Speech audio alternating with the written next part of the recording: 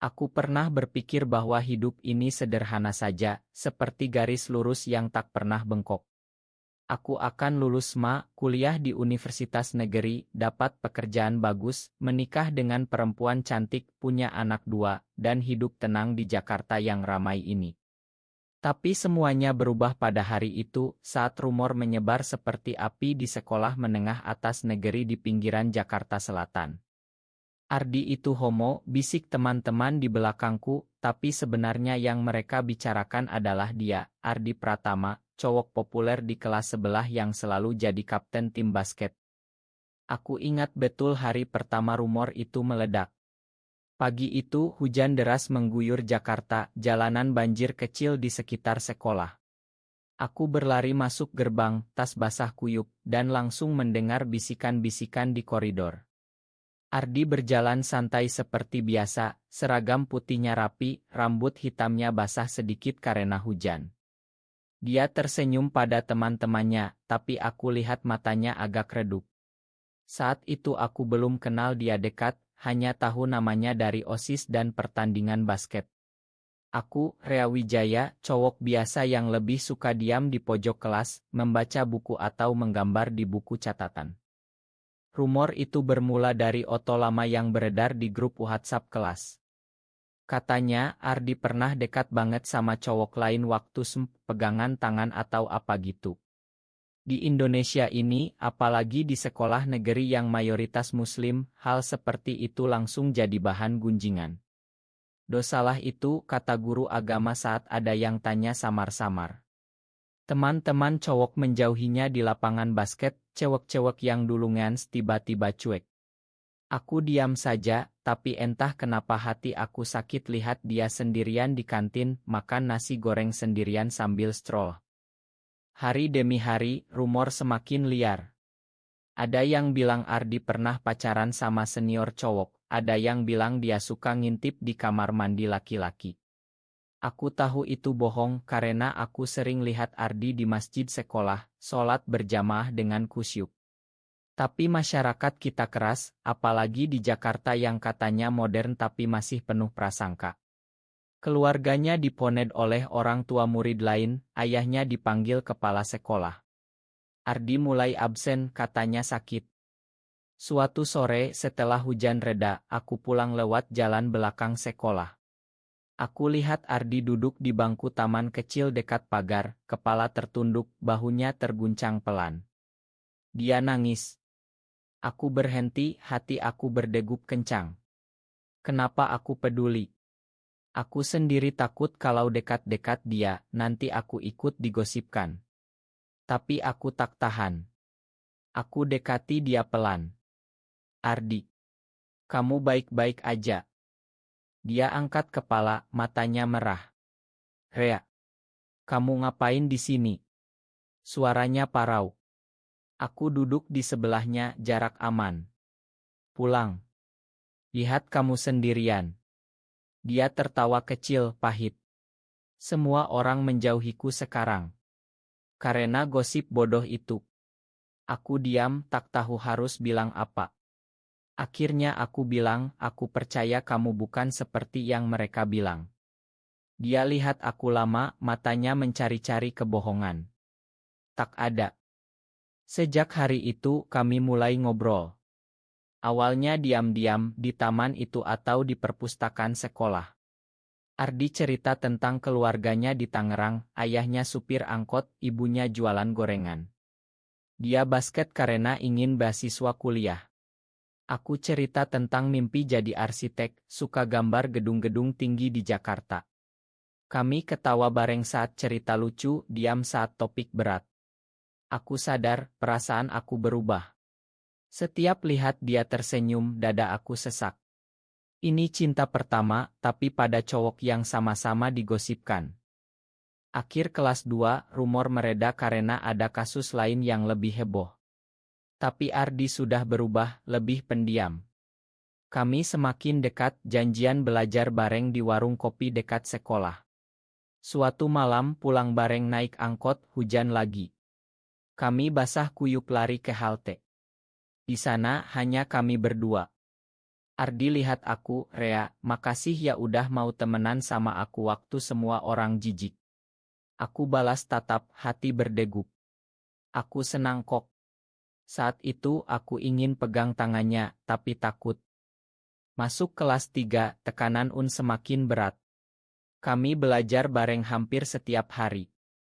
Ardi semakin terbuka, cerita dia memang pernah suka sama cowok waktu tapi itu masa lalu, dia bilang dia normal sekarang.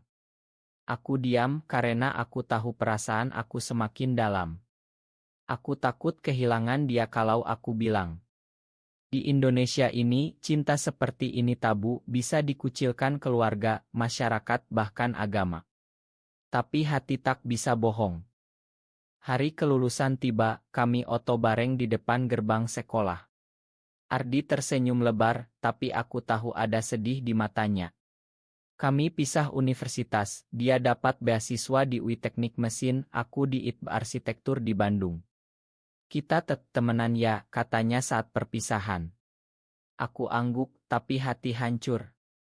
Jakarta-Bandung tak jauh, tapi hidup kampus beda. Awal kuliah, kami masih chat setiap hari. Cerita tentang teman baru, dosen galak, kostan berantakan. Ardi bilang dia pacaran sama cewek di kampusnya, namanya Dina. Aku baca pesannya, hati seperti ditusuk. Senang dengernya, balas aku bohong. Malam itu aku nangis di kamar kos, sendirian di Bandung yang dingin. Tahun pertama kuliah berlalu cepat. Kami jarang ketemu, hanya libur semester.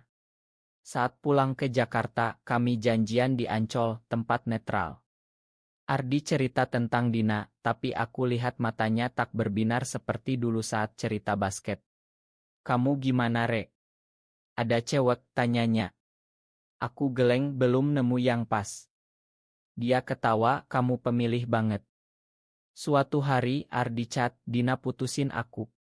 Aku kaget, tapi diam-diam lega. Kenapa? Katanya aku terlalu cuek. Kami ketemu di kai kecil di Kemang. Ardi kelihatan lelah. Sebenarnya aku capek pura-pura, Re. Aku diam, dia lanjut, aku suka cowok.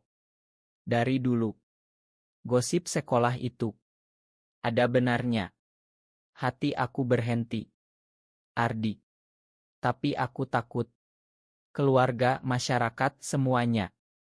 Malam itu, kami jalan kaki di trotoar Kemang, lampu kota berkelip. Ardi pegang bahu aku, kamu satu-satunya yang paham aku. Aku balik pegang tangannya pelan. Saat itu, dunia seperti berhenti. Kami tak bilang apa-apa, tapi perasaan mengalir. Hubungan kami mulai rahasia. Ketemu diam-diam di Jakarta saat aku pulang, atau dia ke Bandung. Kami jalan di taman, nonton bioskop di kursi belakang, pegangan tangan di kegelapan. Ardi bilang dia cinta aku sejak sekolah, tapi takut. Aku juga. Cinta ini indah, tapi penuh ketakutan. Di masjid kampus, Ardi sholat dengan air mata. Aku bingung, Re, ini dosa apa bukan? Kami coba jalani. Libur panjang, kami ke Bali bareng, bilang ke keluarga masing-masing liburan dengan teman. Di pantai Kuta, Sunset Oranye, kami duduk di pasir, tangan saling genggam. Ini mimpi, kata Ardi. Aku cium keningnya pelan, pertama kali. Dunia terasa milik kami berdua. Tapi kenyataan pahit. Ayah Ardi curiga, lihat chat di HP-nya. Kamu sama Rea apa-apaan, bentaknya. Ardi pulang nangis ke kostan. Keluargaku juga mulai tanya kenapa aku tak pacaran sama cewek. Masyarakat Jakarta yang ramai, tapi sempit untuk cinta seperti kami. Konflik mulai muncul saat tahun ketiga kuliah. Ardi dapat tawaran magang di perusahaan besar di Surabaya. Ini kesempatan, Re, katanya. Aku senang untuknya, tapi takut jauh. Kami janjil, tapi jarak Jakarta-Surabaya lebih berat dari Bandung. Awalnya baik, ide cal setiap malam. Tapi lama-lama Ardi sibuk, teman baru banyak. Dia cerita tentang Rian, teman magang yang gay terbuka. Dia ajak aku ke komunitas di Surabaya, aman katanya. Aku cemburu tapi pura-pura senang. Pergi aja biar kamu punya teman. Suatu malam Ardi telepon mabuk. Re, aku ketemu orang baru. Namanya Bayu. Dia paham aku. Hati aku hancur. Kamu selingkuh. Dia diam nyebukan gitu, aku bingung. Itu pengkhianatan pertama. Aku matiin telepon, nangis semalaman. Kami bertengkar hebat saat dia pulang ke Jakarta. Kamu bohongi aku, teriak aku di kamar hotel kecil. Ardi nangis, Mare, aku takut sendirian di sana.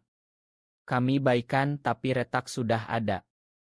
Ardi pindah ke Surabaya permanen setelah lulus. Aku lulus kemudian kerja di Irma Arsitek di Jakarta. Kami jarang ketemu. Ardi bilang dia pacaran serius sama Bayu. Kamu yang terbaik Re, tapi aku perlu yang lebih berani. Aku tersenyum pahit, selamat ya. Hidupku kosong. Kerja pulang kos, ingat Ardi. Aku coba pacaran sama cewek, tapi tak bisa. Perasaan itu hanya untuk dia. 2 tahun kemudian Ardi chat lagi. Re, Bayu ninggalin aku. Dia pindah ke Australia. Aku balas, kamu baik-baik aja. Kami ketemu di Ancol lagi, tempat dulu. Ardi kelihatan tua, mata sayu. Aku salah ninggalin kamu. Malam itu kami cerita panjang. Ardi bilang dia depresi di Surabaya, coba bunuh diri sekali, tapi ingat aku. Kamu yang selalu selamatin aku sejak sekolah. Kami pelukan, air mata bercampur. Kami mulai lagi, lebih hati-hati. Ardi pindah kembali ke Jakarta, kerja di perusahaan otomotif. Kami tinggal bareng diam-diam di apartemen kecil di Tebet. Hidup bahagia, masak bareng, nonton Netflix, jalan malam di taman. Tapi konflik keluarga datang. Ibuku sakit, aku sering pulang ke rumah orang tua di Depok. Ayahku tanya, kapan nikah? Umurmu udah 27. Aku diam suatu hari, adikku lihat foto aku dan Ardi di pegangan tangan di Bali. Kak, ini apa? Kamu gay. Rahasia terbongkar. Keluargaku marah besar. Ayah bilang, ini memalukan. Di masyarakat kita ini nggak boleh. Ibu nangis. Ardi juga sama, ayahnya ancam putus hubungan kalau tak sembuh. Kami diuji berat. Ardi bilang, Re, mungkin kita pisah aja, biar kamu tenang. Aku tolak. Aku pilih kamu. Kami cari dukungan di komunitas online, baca cerita orang lain yang bertahan. Puncak konflik saat ayah Ardi datang ke apartemen bentak-bentak. Kamu rusak anakku. Tetangga dengar, gosip mulai. Kami hampir putus asa. Tapi cinta kami kuat. Kami pindah ke apartemen lain, lebih rahasia. Ardi bilang, aku akan lawan semuanya demi kamu. Tahun-tahun berlalu, kami tetap bersama. Aku naik jabatan, Ardi juga. Kami liburan ke tempat romantis seperti Ubud di Bali, pegangan tangan di sawah hijau saat sepi.